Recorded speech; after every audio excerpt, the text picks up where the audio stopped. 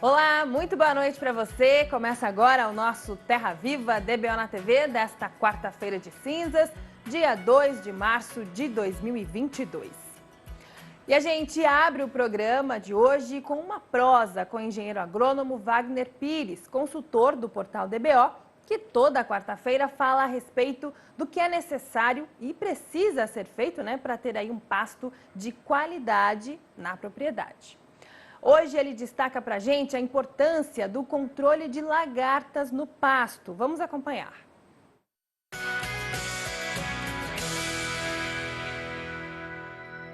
O nosso assunto de hoje é lagarta.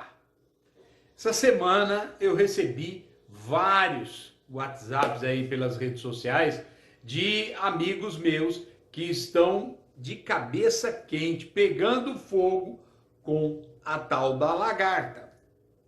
A lagarta, gente, normalmente ela aparece e se desenvolve agora na época das chuvas, tá? Nós temos várias lagartas aqui no Brasil. Tem a Mossis latipe, tem a curuquerê, tem a espodóptera, tem várias delas. Lagartinha, lagartão, tem para todo gosto.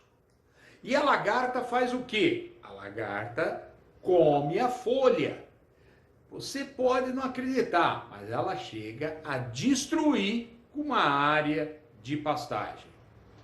A lagarta, ela leva mais ou menos, na fase dela de ovo, de 3 a 4 dias. E depois, mais de 12 até 20 dias comendo as folhas do seu capim. E aí, depois vem a fase dela de pupa, que não atrapalha mais nada, e a fase de borboleta, tá? Voando e acasalando novamente. Uma borboleta chega a colocar na sua pastagem de 300 a 1000 ovos. Percebe como é que é o prejuízo? E aí, o que acontece? Nessa fase de lagarta, nós temos 6 fases diferentes, que nós chamamos de instars. Para você ter uma noção, na primeira fase, quando a lagarta é bem pequenininha e o pecuarista não está dando bola para ela, ela dá somente 1% de prejuízo. Na fase 2, 2%. Na fase 3, 4%. Na fase 4, 8%.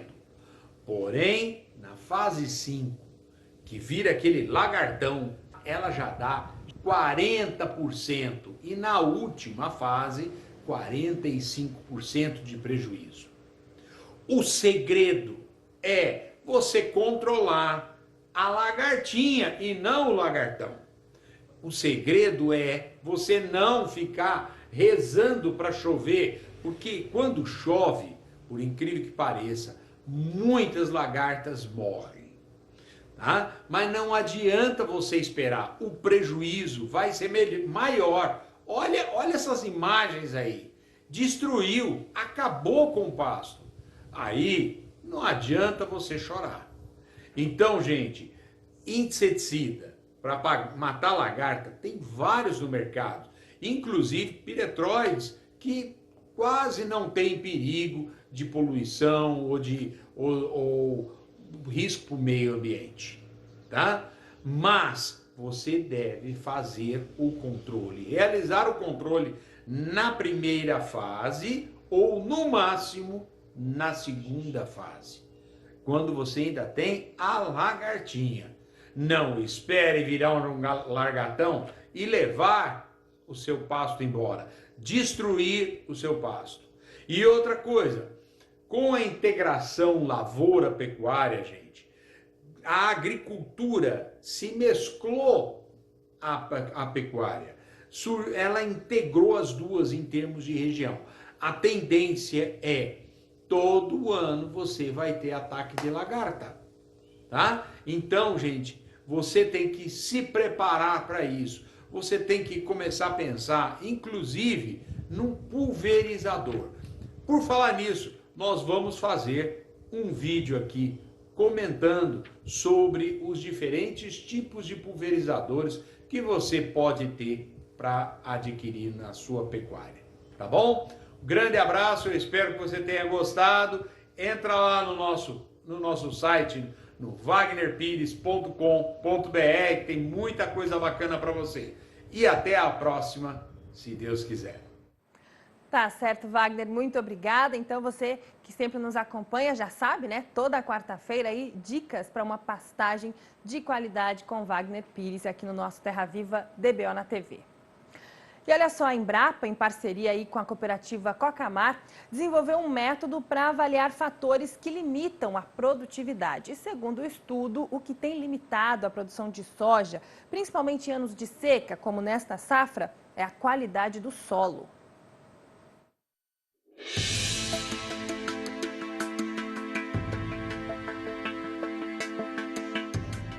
A metodologia envolve a quantificação de indicadores de fertilidade do solo e o impacto dos modelos de produção.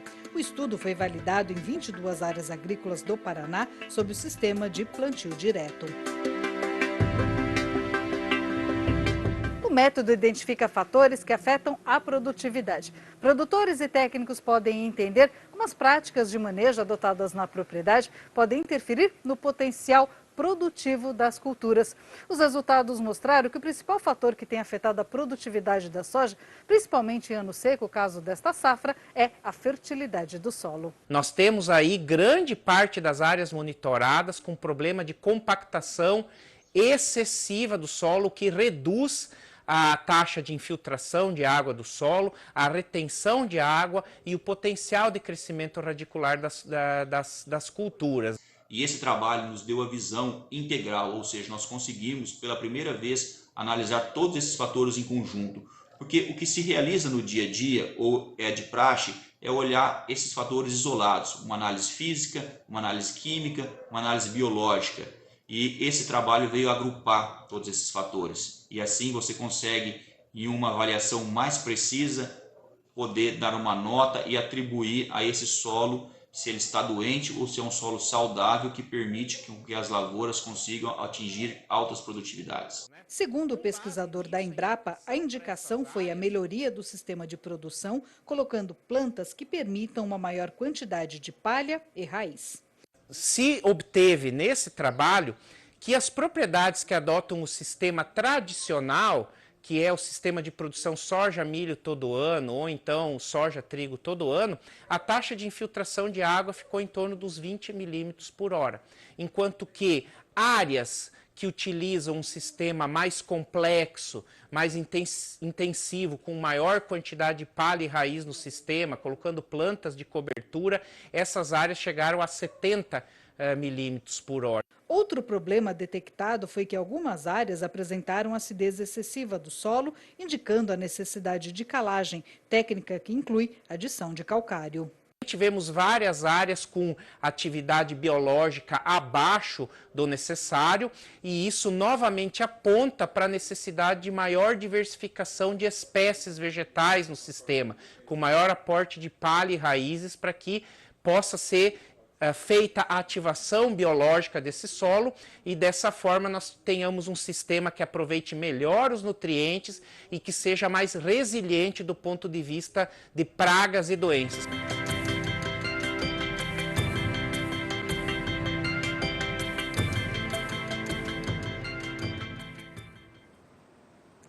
Nós vamos fazer agora o nosso primeiro intervalo. Já já voltamos, né? Você vai conferir a nossa entrevista do dia.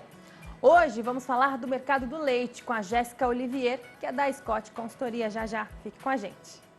Estamos de volta com o nosso Terra Viva DBO na TV. Vamos à nossa entrevista do dia. O assunto agora é o mercado leiteiro, né? Quem está conectada com a gente é a engenheira agrônoma Jéssica Olivier, analista da Scott Consultoria. Muito boa noite, Jéssica. Bem-vinda ao nosso programa. Oi, Daiane. Boa noite. Muito obrigada aí pelo convite. A gente que agradece, viu, a sua participação. Jéssica, a gente já começa aí falando de um assunto, né, que preocupa bastante o setor leiteiro, né? O mercado aí que sofreu com uma forte pressão do clima, também da alta dos custos de produção em 2021. Qual que é o cenário, né, para o pecuarista agora em 2022? Vale destacar, né, claro, toda a conjuntura que nós estamos acompanhando aí devido à guerra da Rússia contra a Ucrânia, que sem dúvidas afeta o mercado de grãos e fertilizantes, né, Jéssica? Definitivamente, Daiane. A gente vê que esse ano não vai ser um ano fácil aí para o produtor em relação aos custos de produção. A gente viu que o mercado segue firme para as commodities como milho e soja no mercado interno. A gente vê que na comparação mensal aí do nosso índice de custo de produção, houve um aumento de 2,2% no custo de produção em fevereiro em relação a janeiro. Essa alta aí vem puxada muito pela alimentação concentrada, né, os alimentos energéticos e proteicos. A gente vê que mesmo com a colheita da primeira safra aí de soja e de milho e a melhor disponibilidade desses grãos aí no mercado interno, isso não tem impactado diretamente nas cotações, muito pelo contrário. A gente vê os preços bem firmes por conta da demanda externa, que está bem alta, né? A gente viu a China aí demandando bastante da soja brasileira, né, em janeiro. As exportações tiveram volumes recordes aí para exportação de soja no mês. E, além disso, a gente tem também um menor estoque de passagem do milho, que acaba dando um pouco mais de firmeza para as cotações, né? Ainda nos custos de produção, a gente vê que os fertilizantes, nesse mês aí de fevereiro, acabaram não puxando tanto. Por conta do câmbio, a gente viu uma queda aí, um mercado um pouco mais frouxo para os fertilizantes no mês de fevereiro, por conta desse recuo no dólar.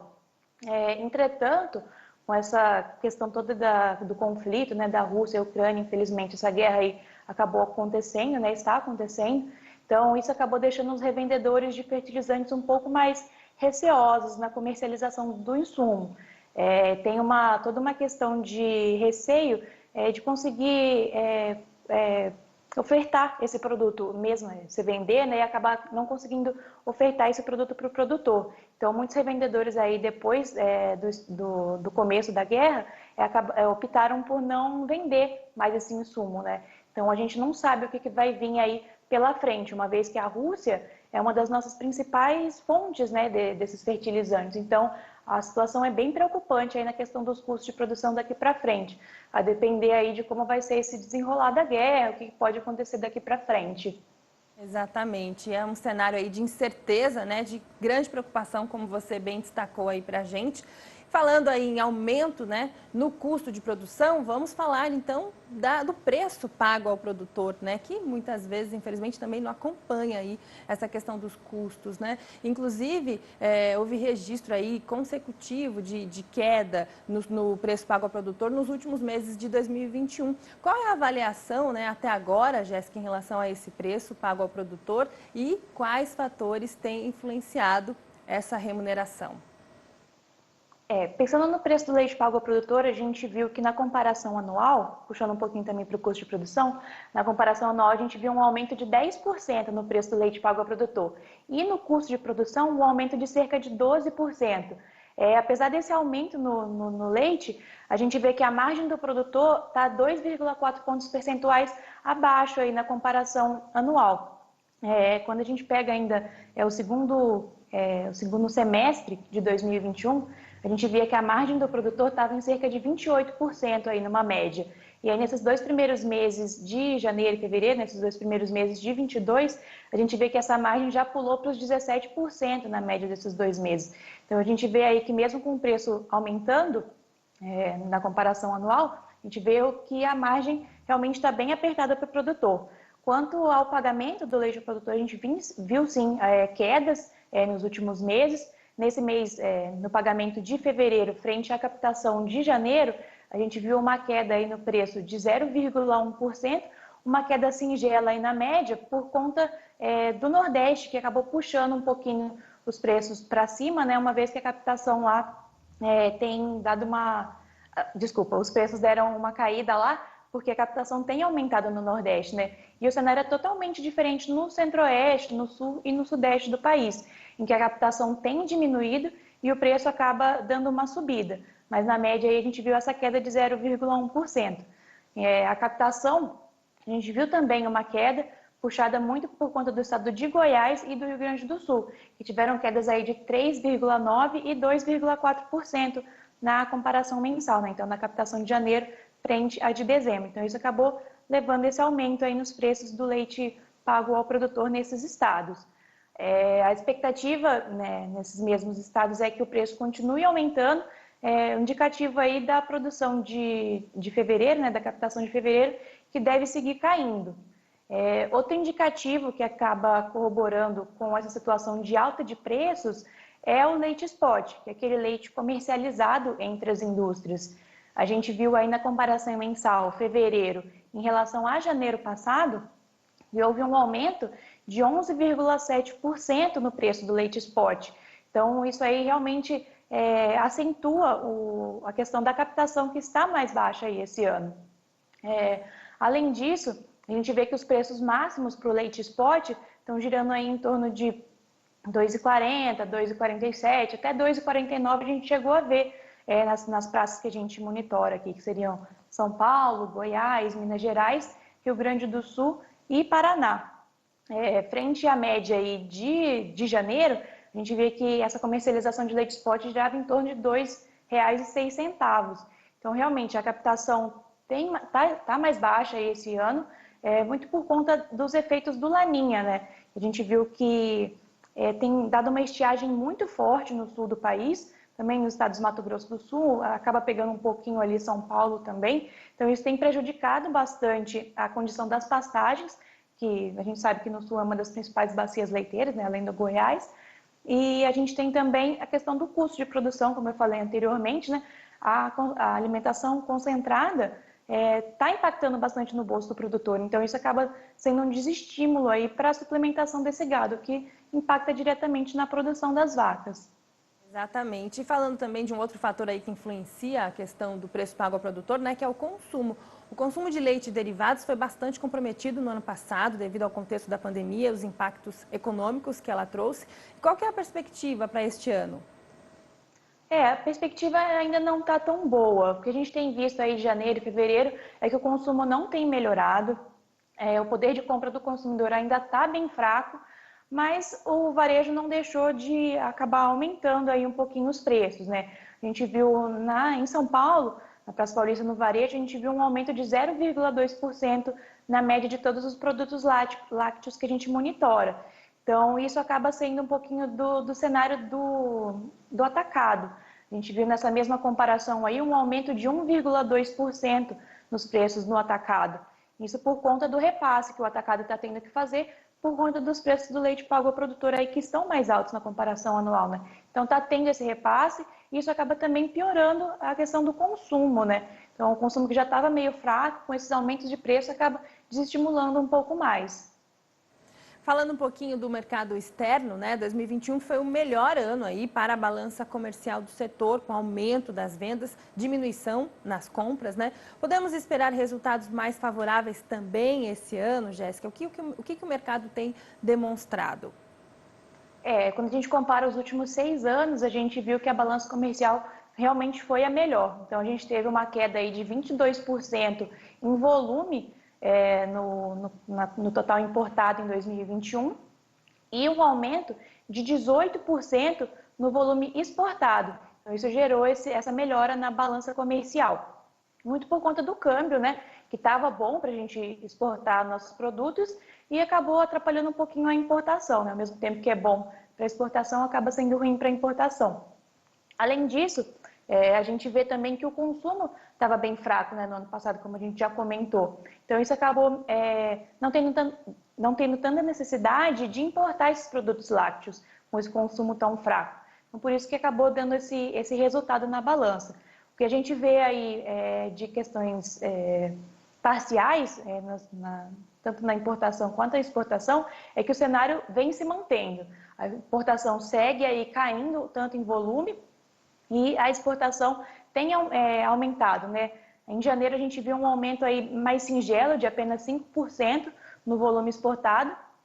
E para a questão parcial aí na importação, a gente vê que a queda dos produtos lácteos, que há queda no volume importado dos produtos lácteos. Então o cenário deve seguir nessa toada. Muito obrigada, viu, pela sua participação, tantas informações valiosas aqui no nosso Terra Viva DBO na TV. Ótima noite para você e até uma próxima oportunidade, Jéssica. Obrigada, Daiane. Boa noite para vocês. Boa Tchau, tchau. noite. Tchau, tchau. Agora nós vamos para mais um rápido intervalo e já voltamos. Vamos falar de mais reflexos aí da guerra Rússia e Ucrânia no mercado pecuário. Até já. Estamos de volta com o nosso Terra Viva DBO na TV. E olha só, os frigoríficos do Paraguai suspenderam as exportações de carne bovina para a Rússia, uma resposta aí ao conflito, que acontece no leste europeu. A decisão no país vizinho ocorreu depois que a Rússia foi excluída do sistema de pagamentos conhecido como SWIFT, que permite a comunicação entre bancos de todo o mundo. A remoção ocorreu devido à invasão na Ucrânia. Os frigoríficos perceberam que, sem a participação no sistema, a Rússia não teria como pagar pelas proteínas compradas. Assim, o melhor a se fazer seria interromper os envios. A Câmara Paraguaia de Carnes divulgou que a decisão só vale para novos embarques. Os que já estavam em trânsito vão ser concluídos. No ano passado, o país europeu foi responsável por comprar 300 milhões de carne paraguaia. A intenção do país vizinho é procurar mercados alternativos para escoar os produtos. O nosso Terra Viva DBO na TV de hoje vai ficando por aqui. Uma ótima noite para você e até amanhã, 7h25 da noite. Até lá, tchau!